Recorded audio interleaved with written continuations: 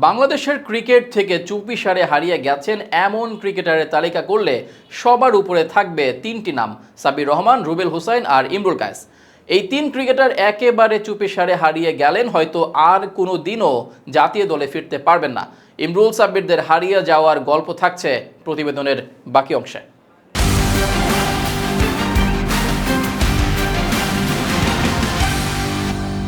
2015 সালে ইংল্যান্ডকে বিশ্বকাপের মঞ্চে হারিয়ে কোয়ার্টার ফাইনালে যাওয়ার দিনটির কথা মনে থাকলে পেসার রুবেল হোসেনের কথাও মনে থাকার কথা।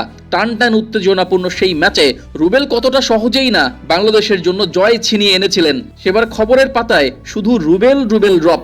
ভুলে যাওয়ার কথা না এক সময়ের হার্ড হিটার তকমা পাওয়া ব্যাটার সাব্বির রহমানের কথাও। টপ কিংবা মিডলে সাব্বির যেন ছিলেন সময়ের ত্রাতা হয়ে বোলারদের ব্যাট হাতে শাসন করতেন, জয় তুলে আনতেন কঠিন সব মুহূর্তের মধ্য দিয়ে।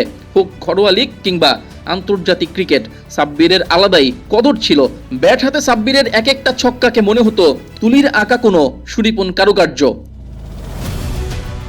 স্টাইলিশ না হলেও ইমরুল ছিলেন আস্থাভাজন। টপ অর্ডারে বাংলাদেশের কাণ্ডারি হয়েছিলেন অনেক দিন। বাংলাদেশ জাতীয় দলে তামিমকে সঙ্গে নিয়ে একের পর এক ম্যাচ ওপেন করতেন, জুটি গড়ে প্রতিপক্ষের জন্য ইমরুল বাধা হয়ে দাঁড়াতেন, খেলতে পারতেন প্রায় যে কোনো পজিশনে। এমনকি এমন দিনও গিয়েছে যেদিন লোয়ার মিডল অর্ডারে নেমেও শতক করেছিলেন ইমরুল।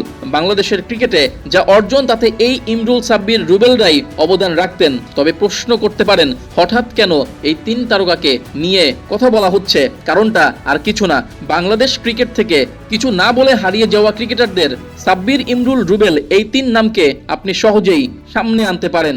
যতদিন ক্রিকেট খেলেছেন ততদিন তারকার বেশি খেলেছেন, কিন্তু যখন ক্রিকেট থেকে সরে গেছেন কিংবা সরিয়ে দেওয়া হয়েছে তখন এই তিন ক্রিকেটারের কেউই কিছু বলে যেতে পারেননি। হুট করেই দৃশ্যপট থেকে হারিয়ে গেছেন। এতটাই দূরে সরে গেছেন যে ঘরোয়া লিগগুলোতেও অনিয়মিত হয়ে যাচ্ছেন এই তিনজন। সাব্বিরকে তো ডিপিএল এর ম্যাচগুলোতেও দেখা যায় না খুব একটা। ইমরুল ডিপিএল এর ম্যাচগুলোতে নিয়মিত খেললেও বিপিএল এ প্রায় ম্যাচ বঞ্চিত থাকতে দেখা যায়। রুবেলের বেলায়ও বিপিএল এর ম্যাচ তেমন একটা জোটে না। অথচ এক সময় এই রুবেলই ছিলেন বাংলাদেশের পেস বোলারদের অন্যতম সেরা পারফর্মার। লিমিটেড ওভার ক্রিকেটে রুবেল ছাড়া একাদশ গঠনই করা হতো না।